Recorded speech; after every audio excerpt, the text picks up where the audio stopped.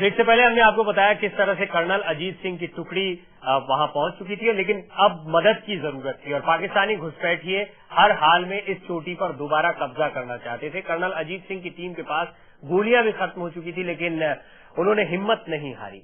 उन्होंने एक ऐसा फैसला लिया जिससे दुश्मन भी भौचक्का हो गया। क्या था वो फैसला की रिपोर्ट आपको बताइए।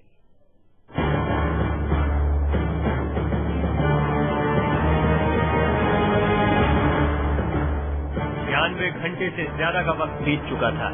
कर्नल अजीत सिंह की टुकड़ी भूखी प्यासी थी। इतनी ऊंचाई पर हवा में ऑक्सीजन की भी कमी थी। दुश्मन की तरफ से पास की पहाड़ियों पर से उन पर लगातार फायरिंग हो रही थी। कर्नल अजीत सिंह को मालूम था कि उनकी मदद के लिए फिलहाल इतनी जल्दी भारतीय सेना की कोई टुकड़ी नहीं आने वाली। 22 ग्रेनेडियर्स बेहद मुश्किल में। कर्नल अजीत सिंह को पता था कि उन्होंने जिस चीज पर कब्जा किया है, अगर वो उससे पीछे हट गए तो ऑपरेशन कारगिल कमजोर हो जाएगा। उन्होंने एक खतरनाक फैसला किया। कर्नल अजीत सिंह ने भारतीय फौज से कहा कि उन पर बोफोर्स तोप से फायरिंग की जाए। कर्नल अजीत सिंह ये जानते थे कि उन पर ये गोले गिरेंगे, उससे उनकी जान भी जा सकती है।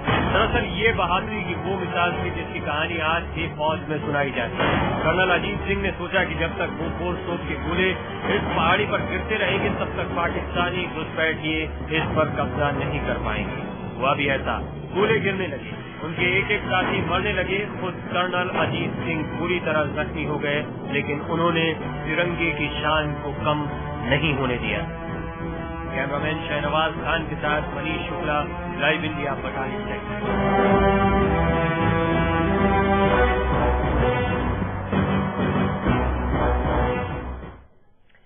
मनीष, इस वक्त भी क्या अब जैसे पहले होता था या जैसे राकेश जी ने अभी बताया कि गोलाबारी होती रहती थी, वहाँ हमेशा से ये इलाका सेंसिटिव रहा है, लेकिन अब वैसे हालात नहीं है। अब वो सर्दियों में सेनाएं नहीं हटती, अब वहाँ पर बेस बना दिए गए हैं पूरी तरह से। बिल्कुल। अब क्या हालात हैं?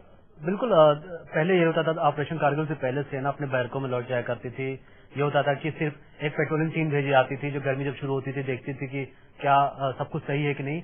लेकिन ऑपरेशन कारगिल ने सब कुछ बदल दिया है।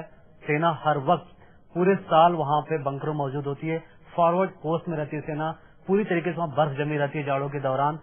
मुझे तो देख के मैं इतना ज्यादा इमोशनल हो गया कि हम यहाँ इतना आराम से बैठे हैं, लेकिन सेना किस तरीके से वहाँ पर है, अपने बंकरों में मौजूद है। और साथ ही पूरे अगर आप रास्ते को देखें, अगर पूरे वहाँ पे जो पोस्ट हैं पूरी तरीके से सेना मुस्तैद है। तो ये कह सकते हैं कि 10 साल इस ऑपरेशन कारगिल के बाद अब हम समझ रहे हैं कि उस स्थिति को, और हम किसी तरीके से तैयार नहीं कि दोबारा हम पाकिस्तान को वो मौका दें कि दोबारा आके बंकर बैठें या हमारे बंकरों पर कब्जा करें। जी राकेश जी, ये हालात उतने वाकई खराब होते हैं। जब आप वहाँ पर रिपोर्टिंग कर रहे थे कारगिल युद्ध के दौरान, तो उस वक्त अगर मौसम की बात करें या दूसरी परेशानियों की बात करें, तो क्या कुछ समय के लिए जब तक आप वहाँ थे ऐसी कुछ दिक्कतें आपको पेश आई जिनको आपने शायद फिर बड़ा करके सोचा होगा कि हमें जब इतनी दिक्कतें आ रही हैं तो इन जवानों को इन ऊंची चोटियों पर और कितनी दिक्कतें आती हैं? देखिए, उस वक्त तो जज्बा रहता है रिपोर्टिंग का। वॉर रिपोर्टिंग मेरा ख्याल है कि इससे पहले वॉर 1971 में हुई थी, मैं 2-3 साल का रहा हूँगा, तो उस वक्त तो रिपोर्टिंग भी इस तरह की नहीं हुई थी, सीमा पर लोग नहीं गए थे। ये टेलीविजन का जमाना था, इसलिए लोग जज्बे के साथ गए थे, इसलिए कुछ ये नहीं लगता था, कोई परेशानी नहीं लगती थी। रात में खाना कैसे खाएंगे ये तकलीफ होती थी, क्योंकि वहाँ 2 होटल थे, एक जोजिला और एक सियाचिन। सियाचिन में लोग थे क्योंकि वो रेंज में नहीं आता था। जोजिला में कोई नहीं था। जब मैं पहुंचा तो जोजिला बिल्कुल खाली था, लेकिन हमारे लिए कोई जगह नहीं थी, इसलिए हमें वहां रुकना पड़ा, लेकिन वो रेंज में आता था। और जब हम पहुंचे वहां, प्रवीण मैं बताऊं, आर्मी ने पहले हमें एक छोटा सा लेसन दिया कि आप अगर कहीं रिपोर्टिंग कर रहे हैं और आपको कैसे सतर्क रहना है, आपको कैसे पता चलेगा गोला आ रहा है, बम आ रहा है, कोई कैसे पता चलेगा। तो उन्होंने हमें बताया, सारे जर्नलिस्ट को इकट्ठा किया मैदान में और बता ही रहे थे कि एक विसल की आवाज आएगी, सीटी की आवाज आएगी, आप समझ लीजिए गोला आपके ऊपर से कहीं आने वाला है, और जैसे ही आपको सीटी की आवाज सुनाई पड़े आप जमीन पर तुरंत लेट जाएं। वो ये बता ही रहे थे कि एक सीटी की आवाज आ गई और इससे ज्यादा और क्या। और उसके बाद प्रैक्टिकल क्या हो सकता है? हम सब वहाँ लेट गए जमीन पे, सबने अच्छे अच्छे कपड़े पहने हुए थे, जमीन पे लेट गए। और हमें दिखा कि श्रीनगर लेह राजमार्ग पर एक शक्तिमान ट्रक जा रहा था, वो गोला उस पर जाके गिरा। तो उसके बाद जब हम लौट रहे थे तो हमने मिलिट्री हॉस्पिटल में जाके देखा, 2 जवान मारे गए थे, 1 जवान किसी तरह बचा हुआ था। बड़ा इमोशनल सीन होता है जी। आप देखते हैं एक आदमी आपका मारा जा रहा है और आप किसी तरह बचे हैं। तो ये उस वक्त आपको लगता है कि हम कहाँ हैं और हमसे पहले कितने लोग यहाँ टाइगर हिल, जैसा मैंने बताया, टाइगर हिल में जब टुकड़ियां भेजी जा रही थी प्रवीण 10-10 की शक्ल में, और उन सारे लोगों को पहली 2-3 टुकड़ियों को ये पता था कि हम वापस नहीं आने वाले, क्योंकि हम ऊपर जा रहे हैं, हम ऊपर चढ़ रहे हैं, हमारे हाथ में गन भी नहीं है इस समय चढ़ाई के वक्त।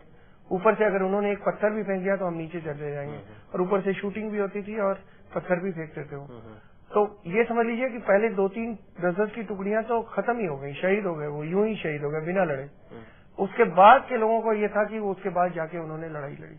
यह मतलब पहले समझने के लिए भी लोगों को खोना पड़ता है या फिर उसके लिए भी शहादत देनी पड़ती है, फिर धीरे धीरे प्लानिंग बनानी पड़ती है, जो मनीष की रिपोर्ट में भी हम देख रहे थे किस तरह से प्लानिंग बनाई गई, वो कुछ हमने रिपोर्ट के जरिए आपको समझाने की कोशिश की। ऑपरेशन कारगिल अपने जोरों पर था, दुश्मन जहां सेना पर गोले बरसा रही थी वहीं उसने कारगिल में रह रहे आम लोगों पर भी बमबारी की थी, और जैसा कि अभी राकेश जी ने बताया कि किस तरह की बमबारियां वहां पर होती थी, जिस वक्त पत्रकार मौजूद थे वो भी वहां पर देख पा रहे थे। कारगिल शहर से सभी अपनी जान बचाने लगे थे, लेकिन इस इलाके में एक ऐसा शख्स भी मौजूद था जिसने ये फैसला लिया था कि चाहे जो भी हो जाए वो कारगिल में ही रहेगा।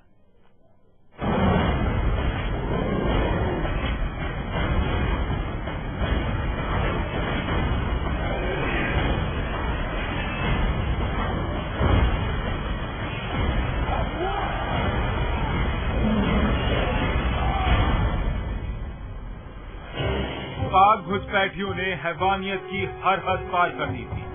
भारतीय सेना की जोरदार कार्रवाई के आगे अब पाकिस्तानी घुसपैठिए बेबस होने लगे, उनके पांव उखड़ने लगे। उन्हें ये एहसास होने लगा कि वो अब ज्यादा दिन इस इलाके में मौजूद नहीं रह सकते। घुसपैठियों ने इसी हताशा में कारगिल के आम लोगों को निशाना बनाना शुरू कर दिया। वो शहर पर बमबारी करने लगे। घुसपैठियों की इस कार्रवाई से पूरे कारगिल में रहने वाले लोगों में हड़कंप मच गया। ऑपरेशन कारगिल को कवर करने के लिए पूरी दुनिया से आई मीडिया का जमावड़ा था। इलाके के इक्के दुक्के होटल बंद होने लगे, लेकिन कारगिल के इलाके में रहने वाला एक ऐसा शख्स था जिसे वहां से जाना मंजूर नहीं था। यहाँ अफरा तफरी थी, बिल्कुल लोग डरे हुए थे चारों तरफ से। तो यहाँ से हमारे नजदीक गांव है, लगभग 20-25 किलोमीटर सभी यहाँ से दूर भाग गए थे। गवर्नमेंट ने इनको सबको शिफ्ट किया और बहुत सारे लोग तो अपनी जान के डर से ही भाग गए थे यहाँ। तो यहाँ तो लगभग कुछ ही लोग थे, यानी कि हमारा होटल था यहाँ, बाकी होटल तो सारे बंद हो चुके थे। मोहम्मद सादिक सियाचिन होटल के मालिक थे। ऑपरेशन कारगिल के दौरान उन्होंने फैसला किया कि भले ही उनका होटल घुसपैठियों के हमले में तबाह हो जाए, लेकिन वो होटल को बंद नहीं करेंगे। फाइनली मुझे सारे कमरे खोलने पड़े, तो सभी प्रेस रिपोर्टरों को यहाँ अपने पास अकोमोडेट करना पड़ा। तो मैंने उस वक्त यही जाना कि मेरा भी कुछ फर्ज बनता है अपने देश के लिए। तो ये इतनी दूर से आए हैं तो यहाँ कवरेज करने के लिए, तो ये रिपोर्ट भेजने के लिए। कल और आज की बात करें तो मनीष, फाइनल कमेंट आपका। आज कारगिल बदल चुका है, जो पहले के हालात थे उसके मुकाबले अब बहुत ज्यादा सेफ हो चुका है, और वैसी गोलाबारी नहीं जिसका जिक्र भी राकेश जी कर रहे थे, जो होती रहती थी हमेशा। प्रवीण जी, 2 चीज कहूंगा। एक तो गोलाबारी रुक गई है, सेना इतनी सतर्क है, लेकिन जब आप कारगिल जाएंगे तो जो पेड़ देखेंगे, पत्थर देखेंगे, आपको निशान आज भी मिलेगा और आप जाते ही आपको याद ताजा हो जाती है। लेकिन मैं एक बात जरूर कहना चाहूंगा, पूरे देश से बात कहना चाहूंगा कि कारगिल बहुत ही सुंदर जगह है। कारगिल द्रास बटालियन का इलाका बेहद अब सेफ है, सेना के हाथ में है, और टूरिस्ट अगर जो भी घूमने में जो भरोसा रखते हैं उनको जरूर जाना चाहिए इलाकों में। घूम के आए पूरे नजारे, मैंने बहुत एंजॉय किया है और सच कहूं तो बहुत मजा आया मुझे। और वाकई आपकी तस्वीरों को देखकर ऐसा लगता है कि मुझे भी मौका मिले और मैं भी इस इलाके में जा पाऊं, और मुझे लगता है आप भी खुशनसीब रहे। आप तो उस वक्त जा पाए जब आप वॉर को भी देख, हालांकि वो खतरनाक था, लेकिन सचमुच में वो एक ऐसा अनुभव है जो कि शायद किसी को, अब जैसा आपने कहा वॉर होने में बहुत लंबा समय लगता है, भगवान न करे कोई ऐसा। मैं आपको बताऊं प्रवीण, मुझे कारगिल में डर नहीं लगा। मैं 15 दिन मैंने वॉर रिपोर्टिंग की, मुझे बिल्कुल डर नहीं लगा। लेकिन मैंने कर्फ्यू के दौरान जो रिपोर्टिंग की है लखनऊ में, उसमें मुझे डर लगा। उसमें कुछ पता नहीं होता कहाँ से कौन सा एसिड बम आ रहा है, कौन सा बोतल बम आ रहा है, कौन सा पत्थर आ रहा है, कुछ पता नहीं होता। फाइनली ये कह सकते हैं हम दर्शकों से कि डरने की जरूरत नहीं है। जैसा मनीष ने भी कहा कि वो इस इलाके को देखकर आए। अब ये खूबसूरत जगह है। कारगिल की विजय गाथा अगर हम कह रहे हैं तो इसे पूरी तरह से जीत लिया गया है। ये सेफ है, टूरिस्ट के लिए भी सेफ है। आप कभी भी जा सकते हैं और इस जगह का नजारा कर सकते हैं। इतिहास में दर्ज हो चुका है ये नाम, तो जाहिर सी बात है इतिहास के इस हिस्से को, इस विजय गाथा को आप अपनी नजरों से भी यहाँ पर जाकर देख सकते हैं। आप दोनों का बहुत शुक्रिया, आपने ये जानकारी दी और वाकई बहुत दिलचस्प रहा राकेश जी आपसे जानना कि 10 साल पहले क्या माहौल रहा होगा उस समय रिपोर्टिंग का और खासतौर पर वॉर के वक्त। और मनीष, आपने जो कारगिल की ताजा तस्वीरें, ताजा हालात बताए वो भी बेहद दिलचस्प है। बहुत शुक्रिया आपका।